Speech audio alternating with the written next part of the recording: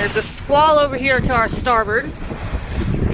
Massive squall. Yeah, it's a big one.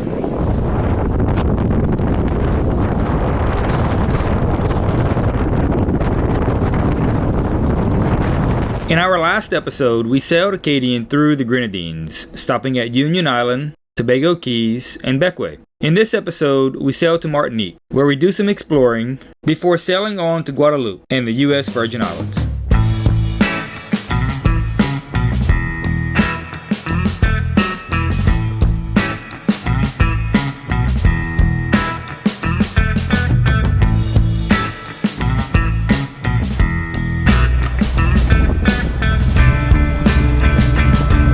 So I've been trying to find this boat over here.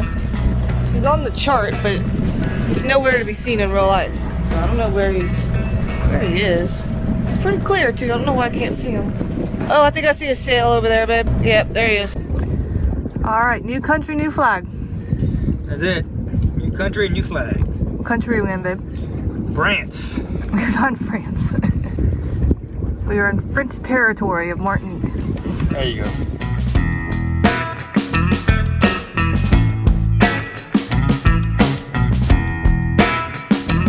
So we made it to Martinique yesterday and we need to go to customs, but the bracket for our outboard broke, unfortunately.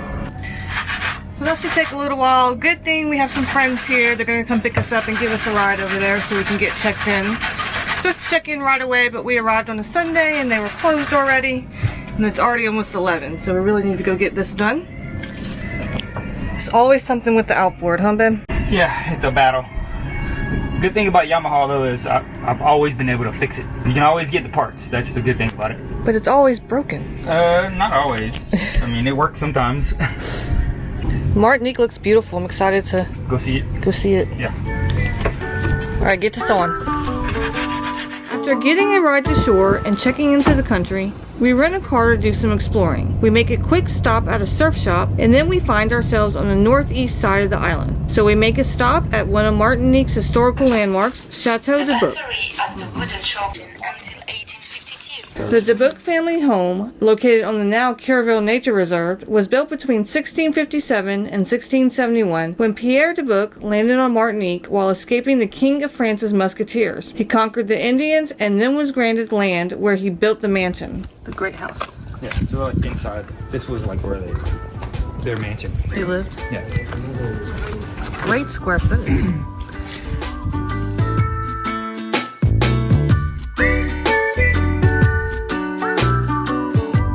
Surrounded by a sugar plantation, oversized warehouses, and wharfs sticking out into the Bay of Galleons, one can only imagine the clandestine activities which took place here. So this place was a prison. Sheesh. The castle was abandoned after a catastrophic hurricane hit the island in 1766. Today, it's a historical site protected by the island's government.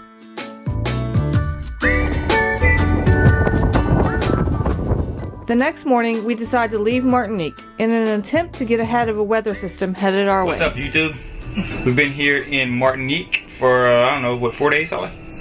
About a week. It's about a week. We have some bad weather that's headed our way later this week, which would put us in a bind of having to travel in some bad conditions and tight schedules. So we have a little bit of time between now and the time that system gets here. So we are leaving Martinique and we are headed for Virgin Islands. So anyways, you ready to go to St. Thomas? All right. All right, boat's ready. I think I need to close a few through hauls and we're ready to go. So, okay, let's do that.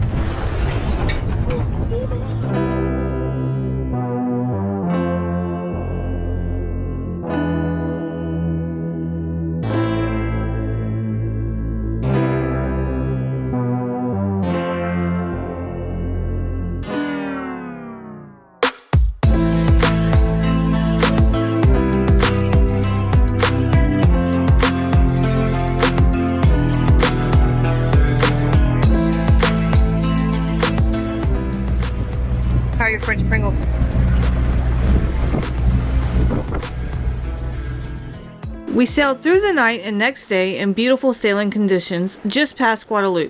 Once we passed the wind shadow of the island, sea conditions begin to build.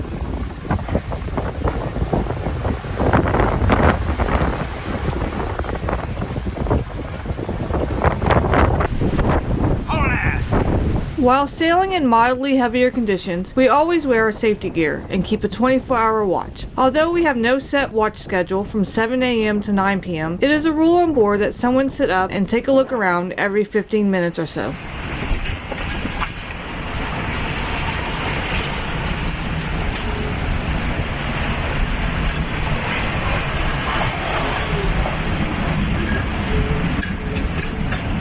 Alright, so here we are. We're pushing off past Guadeloupe, which is behind us now. We're gonna go south of Saba, or west of Saba. Basically over the Saba bank, or just south of the Saba bank. Yeah, it's pretty hairy out here right now. We're getting gusts into the 30s, sustained in the low 20s. Yeah, I don't know. You're regretting taking this window or what? It's only gonna get worse here. Yeah, so what you mean? I think we'll make it if that's what you're asking me. Yeah. It's just gonna be rough. You gotta do it, right? So, yeah. What happened here? Oh. Just came unzipped.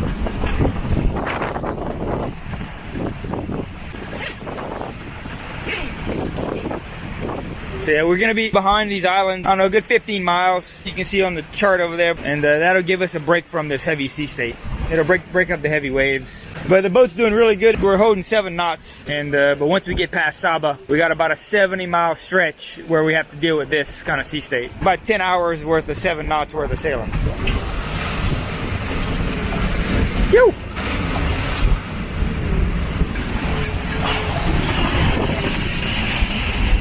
Yep, wish us luck. Covered in salt. Alright, so we are not in St. Thomas. We ended up getting into an extremely horrific sea state. Yeah. Look at my hair, Jesus. And we just had to beeline it back to Guadeloupe, where we're going to wait out this weather system. I need to sit for a second. So what you have to say about this, Ben? Yeah, so we made it to Guadeloupe with pretty good time. We started pushing out. We got about 30 miles away from Guadeloupe. My estimate on the sea state was 9 to 15 foot. I don't really know how to tell that, but it was 9 to 15 foot. Like when the boat goes down in a trough and you see the top of the wave and it's breaking over the boat, that's massive, dude. Yeah. It was like 9 to 15 foot seas. We are both covered in salt water. That's not good. That's the mast actually moving. That's another good reason that we turned around. But yeah, so we managed to turn the boat around. We just came back to here. So it was either fight for 30 miles to get back to Guadeloupe or fight for 170 miles to make it to St. Thomas. So we chose the 30 miles because obviously that was the right thing to do. I expect that the sea state would have gotten worse too as we went further. Yeah, it was building. Yeah, So it was building. it was a good decision to turn around. So we just anchored here at night. We just kind of anchored away from everyone because we can't really see where anyone is. It's good though, because if we do drag, we just go out into the ocean. Yeah. It's not Back into the horrific sea state. It's a long ways, but yeah, the Guadeloupe has a really big wind shadow, right? So it's a big distance. Yeah. To the bad weather, but yeah, it's there. It's out there. We just came from it. You need to assess what's broken. I'm scared to open the bedroom door. Yeah, there's crap everywhere, dude. Everything just flew off the shelves. It did. Oh yeah, look in here, dude. Oh no. Everything is on the floor. It's crazy, man. Stream of water. Is that window open? One other window? The window's open. Wow, dude. So I've never seen this boat dip the rail in the water. Today was the first time. We had the rail in the water. Well, a few times. Both sides. Yeah. One side than the other. It's one thing if you heel it over, just dipping the rail in the water. That's dangerous, man. That's close to the edge of this thing flipping over. Yeah. It is.